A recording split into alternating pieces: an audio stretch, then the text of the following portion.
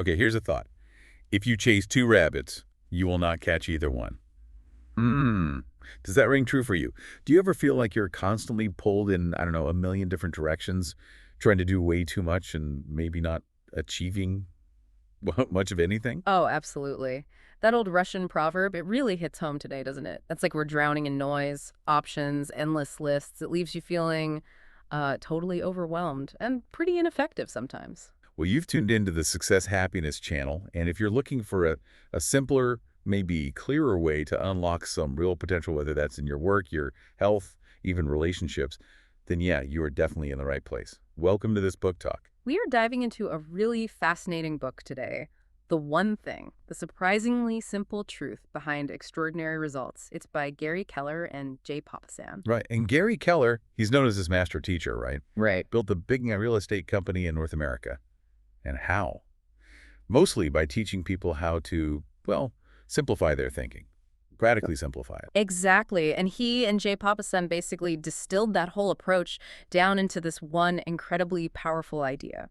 And their goal, it seems, is just that, radical simplification, showing that the absolute fastest way to get, extraordinary results is through intense focus, extreme focus. So our mission here today is really to unpack that for you, give you that method so you can maybe stop chasing all those rabbits, like the proverb says, and actually start catching the one thing that truly makes a difference. Let's get into it then. Their core idea, going small. Yeah, and it sounds completely backward, doesn't it? We're always told success means juggling 10 things at once. Right, hustle culture. Exactly. But they argued the complete opposite. That huge success, the really big breakthroughs, they come from narrowing your focus down, way down, to just one thing. That feels so counter to the daily grind.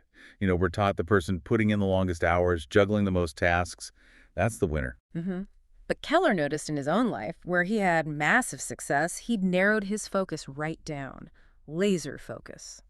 And where things were just, okay, kind of mediocre, his focus was spread thin, diluted. So it's about finding that leverage point. Precisely. And the way you apply this focus, the mechanism, is what they call the domino effect. This is key. They stress that extraordinary success is sequential. It happens one step after another, not all at once. Sequential, not simultaneous. So it's not about just working harder on everything. No, it's about setting up the right first domino, the one that starts a chain reaction. And the power of that first step. Yeah. It's actually kind of mind-blowing when you look at their example. They use this illustration of geometric progression. How a single domino can knock over another one that's 50% bigger. Yeah. And if you keep that going, the results just explode exponentially. I mean, they calculate that the 23rd domino in that chain, it would be taller than the Eiffel Tower, Wow. and the 31st domino would tower over Mount Everest by like almost 3,000 feet. That's incredible. So that kind of scale, turning one small, focused action into something world-changing, that's the power you're tapping into when you find your one thing. That's it. Success builds on success. And that singular focus, that's the blueprint for making it happen. And it's not just theory, is it? They point out that success leaves clues. You see this pattern everywhere. Yeah, absolutely. Think about companies. KFC, built on one thing, that secret chicken recipe, Intel. Their massive success really comes down to focusing on microprocessors. It holds for individuals, too. Walt Disney, in the early days, relied heavily on one person, his brother Roy, handling the business side, the money stuff. Or Oprah Winfrey. Her financial independence really came from listening to one person, her lawyer, Jeffrey Jacobs, who convinced her to start Harpo Productions instead of just being, talent for hire. Huge difference. Massive. And even a passion or a skill can be that one thing. They mentioned Gilbert Tuabonia, the runner from Burundi. His singular skill, running, literally saved his life. That extreme focus, it just creates extraordinary outcomes. Okay, so to really embrace this idea of the one thing, we kind of have to confront some common beliefs, well, they call them lies about success that trip us up. Right. These myths that we've all sort of absorbed. The first big one they tackle is the lie that everything matters equally. Ah, the tyranny of the to-do list. Exactly. We all live by these long, sprawling lists. They call it a survival list, not a success list. You check off easy, low-value stuff, you feel busy, but you're not actually moving the needle on what really counts. So the problem isn't the list itself, maybe, but the assumption that item #1 is just as important as item #27. Precisely. We have to get that effort, and results are not distributed equally. That's why they bring in the Pareto principle, the 80-20 rule. You need a success list. You're hunting for the vital few tasks, the 20% of actions that will give you 80% of your desired results. Can't treat the small stuff the same as the big movers. You just can't afford to. Think about their guitar example. If you've only got, say, 20 minutes a day to practice, focusing only on the minor blues scale, just that one thing, could unlock the ability to play tons of classic rock solos. Because that scale is foundational. That's leverage. That makes sense? And that leads right into the next lie, doesn't it? That's it. Lie number 2, multitasking. Yeah, yes, the siren song of multitasking. It feels so productive, right? Because you're physically doing two things. Yeah. But here's the kicker. You cannot effectively focus on two complex things at the same time. Okay, let's clarify. We know you can, fold laundry while listening to a podcast. That's low-level stuff. Right, batching simple tasks is fine, smart even. But we're talking about trying to do serious, high-focus work simultaneously, like writing a detailed proposal while trying to keep up with email notifications. That's where it falls apart. Why? What's happening in the brain? Well, your prefrontal cortex, the part responsible for focus and decision-making, it can really only shine its spotlight on one complex task effectively. When you try to split that focus, you split the quality of the outcome, and the cost is huge. Research shows workers get interrupted, every 11 minutes? Wow. And they spend almost a third of their day just recovering from those distractions, getting back on track. That driving analogy they used was really powerful, too. Just having a hands-free phone call while driving. It takes a 40% chunk out of your focus. Yeah. 40%. Yeah. That's like driving drunk, essentially. And the point is, your most important work, your one thing, deserves that same level of undivided attention we'd expect from a pilot landing a plane or a surgeon in the operating room. Don't shortchange it. Okay, focus is key. Don't multitask important stuff. Yeah. Got it. What's the third lie? The third lie is willpower is always on will call. This one trips up so many people trying to improve themselves. We think willpower is this heroic trait we can just summon whenever we need it. But it's not. No. Think of willpower like a muscle, or maybe better, like the battery on your phone. It's limited, it's finite, it gets depleted throughout the day with use. It does recharge, usually with rest, but it's not an endless supply. That famous marshmallow test really showed that, didn't it? Kids who could delay gratification use their willpower ended up doing much better later in life. Their SAT scores were significantly higher. Yeah, 210 points higher on average. That ability to manage impulse, which requires willpower, is a massive predictor of future success. Willpower is literally the engine for achieving long-term goals. And it gets drained by really small things, apparently. Oh, yeah. Tiny decisions chip away at it. They cite research where just asking students to memorize a 7-digit number, a small cognitive load, made them almost twice as likely to choose chocolate cake over fruit salad afterwards. Seriously, just remembering 7 numbers. Yep. That little bit of mental effort depleted their willpower enough that they couldn't make the better choice later. So the big takeaway here for you, the listener, is crucial then. Timing matters. A lot. Absolutely. Since willpower is like that phone battery, you need to manage it strategically.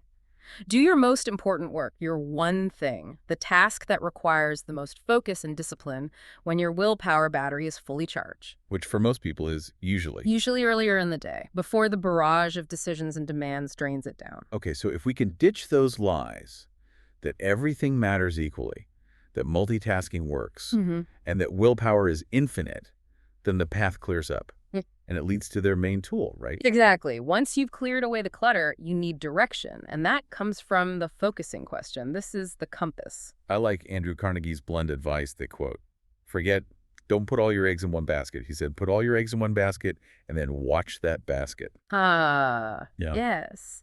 And the focusing question tells you which basket to watch and what to do with it. Here's the full formula, and it's worth really absorbing what's the one thing I can do, and then you add a time frame like right now or this week or this year, such that by doing it, everything else will be easier or unnecessary. That last part is the powerhouse, isn't it? Such that by doing it, everything else will be easier or unnecessary.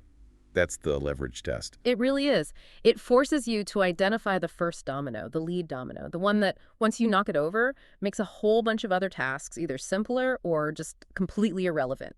Most people don't think that way, do they? We just see the huge list of everything. We don't realize that doing one specific thing first could actually eliminate half the list. Exactly. And this question pushes you to ask big questions. And specific ones. Don't just ask, what can I do to improve sales? That's too vague.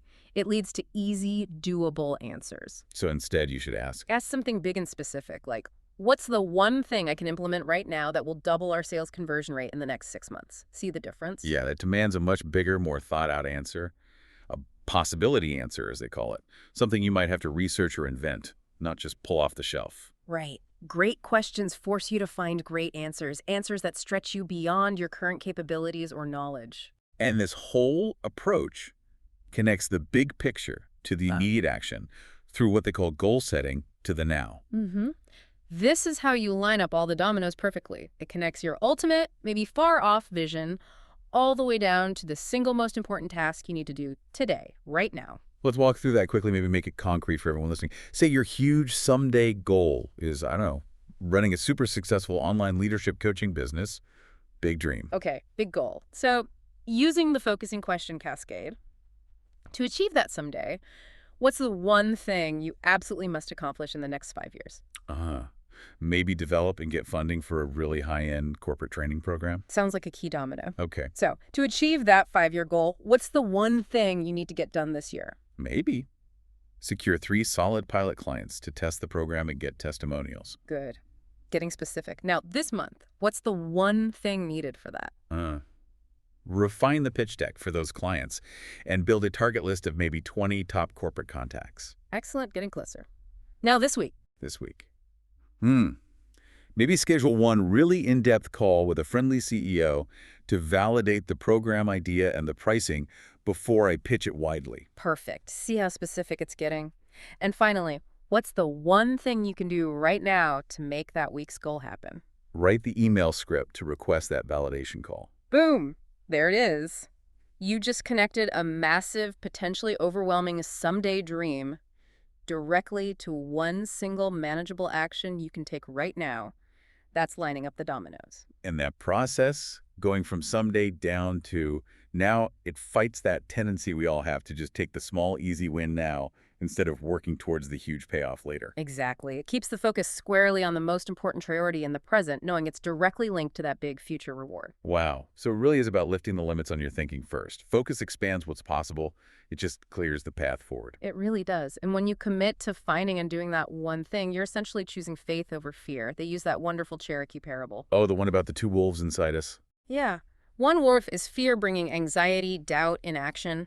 The other is faith bringing confidence, courage, action. And the grandson asks the grandfather, which wolf wins? And the grandfather says, the one you feed. Asking the focusing question, identifying your one thing, and then taking action on it. That is feeding the wolf of faith every single time. That's a powerful way to think about it. Action born from focus. And ultimately, the authors suggest this leads to living a life with fewer regrets. They mention wisdom from people nearing the end of life. The biggest regrets often come from not living true to oneself, not pursuing what mattered most. So living a life guided by purpose, driven by priority, and made real through productivity. Mm. That's where success and happiness naturally follow. That seems to be the core message. So we really want to encourage you, everyone listening, take this idea seriously. Apply the focusing question to your own life. Maybe even pause right after this. Ask yourself, what's the one thing I can do right now, such that by doing it, everything else will be easier or unnecessary? Go find that first domino. See what happens when you knock it over. Thank you so much for joining us for this book talk on the one thing. We really hope this discussion sparks something for you, helps you on your path to achieving what matters most. Absolutely. And hey, be sure to subscribe to the Success Happiness channel. We'll have more talks, more discussions like this, all designed to help you simplify your path and reach your greatest potential. Thanks for listening.